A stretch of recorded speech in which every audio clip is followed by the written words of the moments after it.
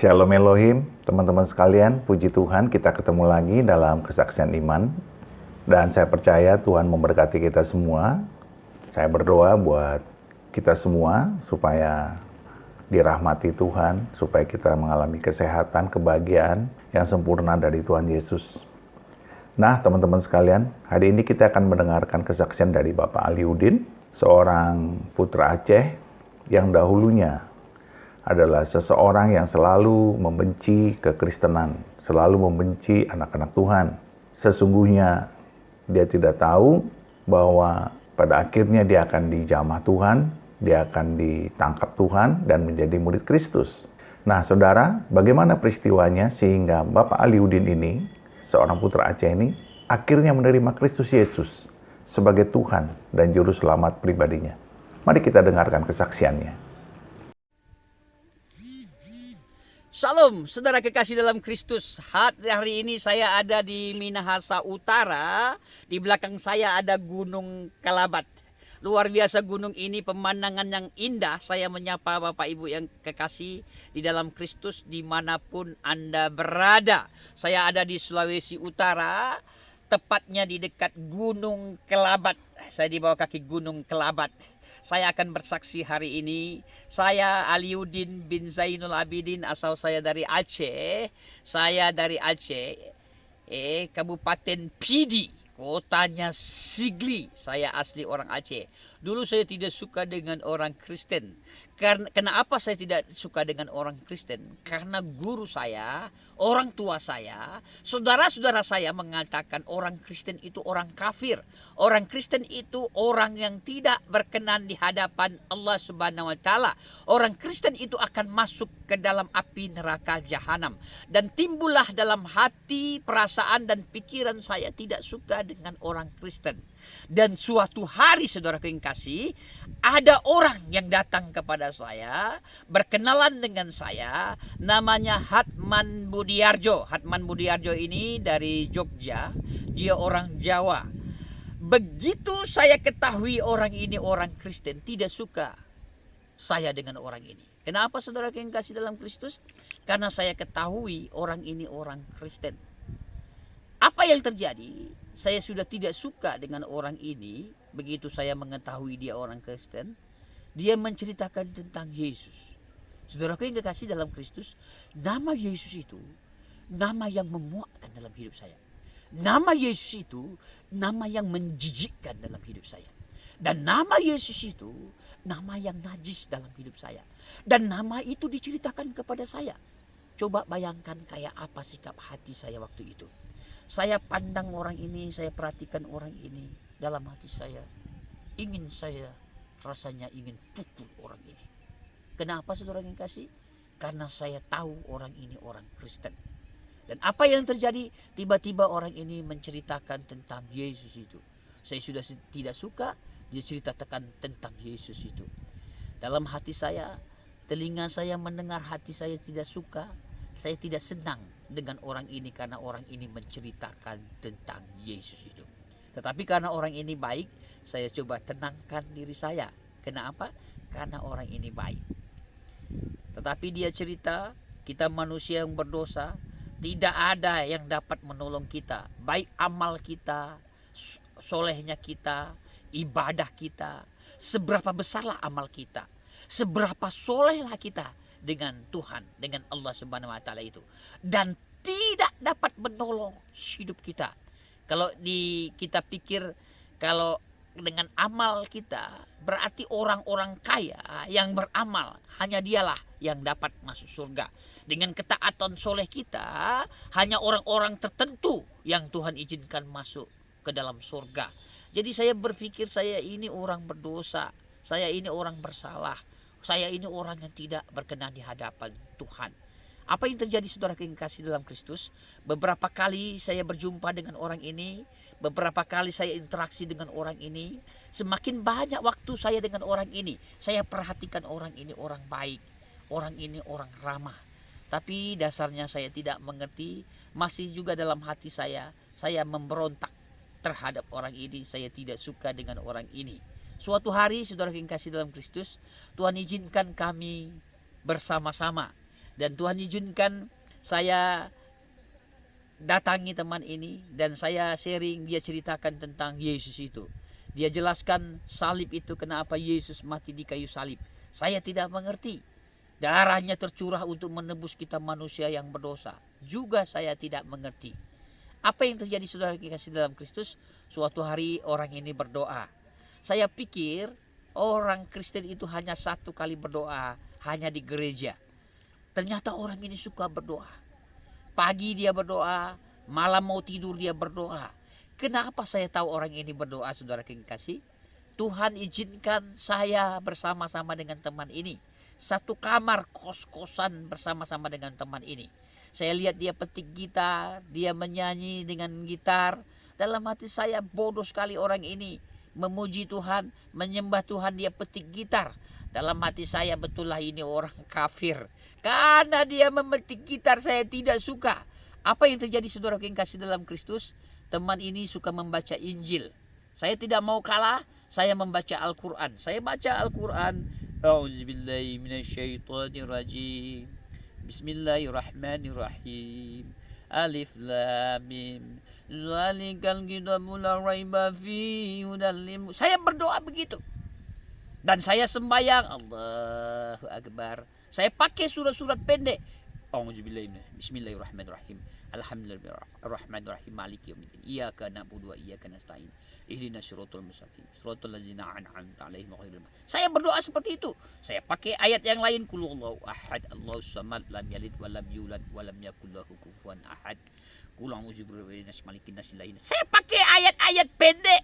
Saya menyembah Tuhan. Saya mencoba berkomunikasi dengan Tuhan. Pertanyaannya, apakah saya bisa masuk dalam hadirat Tuhan? Saya hanya coba lakukan dengan tradisi budaya saya, dengan membaca dengan ayat-ayat, dan saya berdoa. Tetapi saya tidak merasakan Tuhan. Saya tidak mengerti Tuhan. Apa yang terjadi saudara yang kekasih? Selanjutnya, semakin banyak saya dengan teman ini, saya perhatikan teman ini dia baik, dia ramah. Semakin hari saya dapat mengenali teman ini, memang orang baik. Dia baik, sangat baik. Dia memperhatikan saya, dia peduli dengan saya. Semakin banyak waktu saya dengan teman ini, baru saya dapat melihat memang teman ini memang betul-betul orang baik. Lalu saya ingin bertanya di dalam hati nurani saya dengan Tuhan. Bagaimana saya bertanya? Saya katakan dengan Tuhan seperti ini. Ya Allah ya Rabbi, kenapa kau jumpakan aku dengan teman ini? Aku suka teman ini. Aku senang dia. Kenapa saudara yang kasih? Karena banyak waktu saya lihat orang ini baik. Orang ini ramah. Dia memperhatikan saya. Dia peduli dengan saya. Tetapi apa yang terjadi? Saya tidak suka dengan agamanya. Tetap saya ngotot. Saya tidak suka dengan agamanya. Saya katakan dengan Tuhan begini. Ya Allah ya Rabbi, kenapa kau jumpakan aku dengan teman ini? Aku suka teman ini. Aku suka dia. Tapi aku tidak suka agamanya. Kenapa? Agamanya agama Kristen. Saya tidak suka Tuhannya. Tuhannya Tuhan Yesus. Masa Yesus itu Tuhan? Logika saya, kalau Yesus itu ada di Manado, berarti Yesus tidak ada di Aceh. Berarti Yesus tidak ada di Inggris atau di Amerika. Yesus tidak ada di mana-mana. Karena Yesus sedang ada di Manado. Dalam hati saya, bodoh sekali orang ini. Lalu saya tanya dengan Tuhan, ya Allah ya Rabbi, kasihan sekali teman ini. Saya katakan kasihan teman ini. Dia akan masuk ke dalam api neraka jahanam. Saya katakan saya kasihan dengan teman ini. Padahal saudaraku yang kekasih dalam Kristus, teman inilah yang kasihan kepada saya. Tetapi karena saya tidak mengerti, saya katakan ya Allah ya Rabbi, kasihan teman ini. Waktu saya memberi hati saya kepada Tuhan, waktu saya mencoba ingin berargumentasi dengan Tuhan, dengan pribadi hidup saya tentang teman ini, Tuhan itu menunjukkan kepada saya begitu baik teman ini, begitu ramah teman ini. Dia perhatikan saya, dia peduli dengan saya. Dan saya dengan jelas dapat melihat saya butuh teman ini. Saya butuh sahabat ini. Saya butuh saudara ini. Saya butuh persahabatan, saya butuh persaudaraan. terhadap seorang Hatman Budiarjo ini yang dikatakan orang kafir, yang dikatakan orang yang tidak berkenan di hadapan Allah Subhanahu wa taala. Saya dapatkan persahabatan, saya dapatkan persaudaraan, saya dapatkan kasih itu terhadap orang ini. Mulailah hati saya hancur, saya menangis, saya larut dalam tangisan saya biarkan diri saya menangis. Dan mulailah Tuhan itu menunjukkan kepada saya tentang diri saya.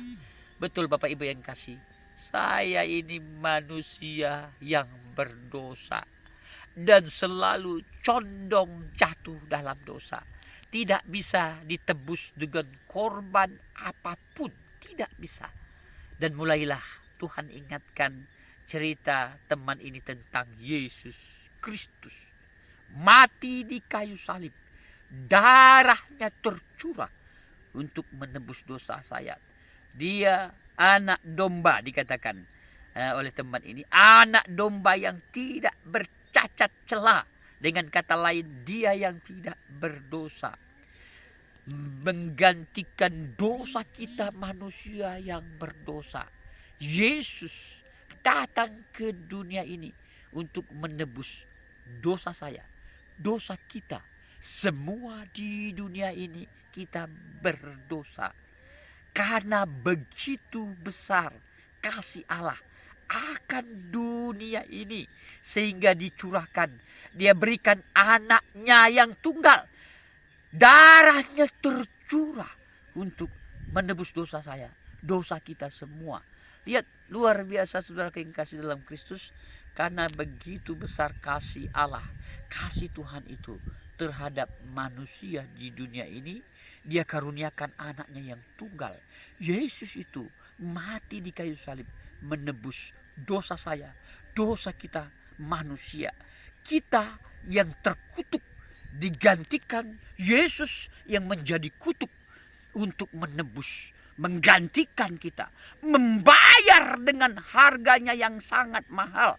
Darahnya tercurah untuk menebus dosa saya, dosa kita semua.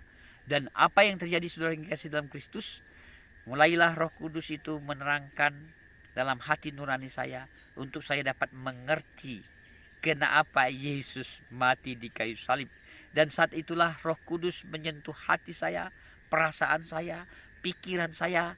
Dan saat itulah saya akui dengan Tuhan, Tuhan Yesus, hari ini, detik ini, aku yakin dan percaya Engkau Yesus Tuhan dan Rajaku.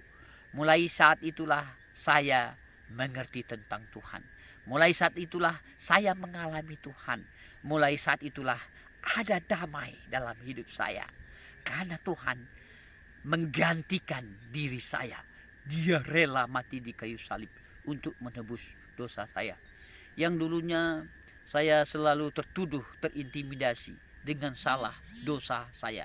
Tetapi begitu saya mempercayai Yesus Tuhan dalam hidup saya, sekarang saya baru tahu Yesus itu membawa damai, memberi sukacita, memberi yang luar biasa dalam hidup saya. Sekarang saya dapat bersukacita, sekarang saya dapat tersenyum.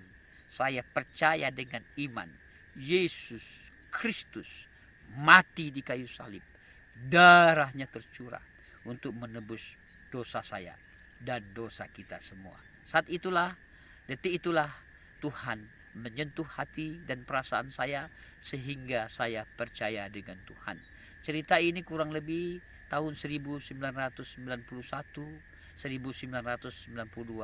saya percaya dengan Tuhan.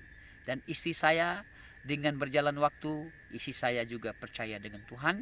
Tentunya anak-anak saya dengan mudah saya ajarkan tentang Tuhan itu. Sampai saat hari ini kami satu keluarga mengimani, mempercayai Yesus Tuhan dalam hidup kami. Amin, saudara kasih. Demikianlah kesaksian saya. Inilah yang bisa saya bagikan kepada Bapak Ibu, saudara kekasih, dimanapun Anda berada. Amin. Tuhan Yesus memberkati. Puji Tuhan, puji Tuhan. Terpujilah nama Tuhan kita Yesus Kristus.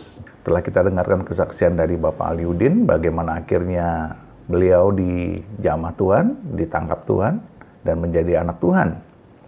Nah saudara, saya mengundang kita semua untuk terus berdoa, untuk terus bersemangat, bergairah, dan pantang menyerah untuk mendoakan setiap orang yang belum percaya Yesus sebagai Tuhan dan Juru Selamat pribadinya.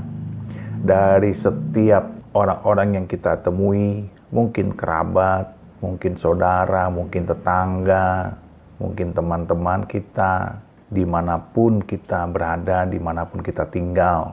Saudara, saya mengundang kita semua untuk terus berdoa agar setiap orang mengenal Kristus. Karena apa? Karena inilah kehendak Allah yang paling sempurna, supaya setiap jiwa diselamatkan. Saudara, teruslah berdoa, dan teruslah berharap, teruslah percaya, dan jangan pernah menyerah. Tuhan memberkati kita semua. Di dalam nama Bapa dan Anak dan Roh Kudus, di dalam nama Tuhan Yesus. Haleluya, haleluya. Amin, amin, amin, amin, amin, amin.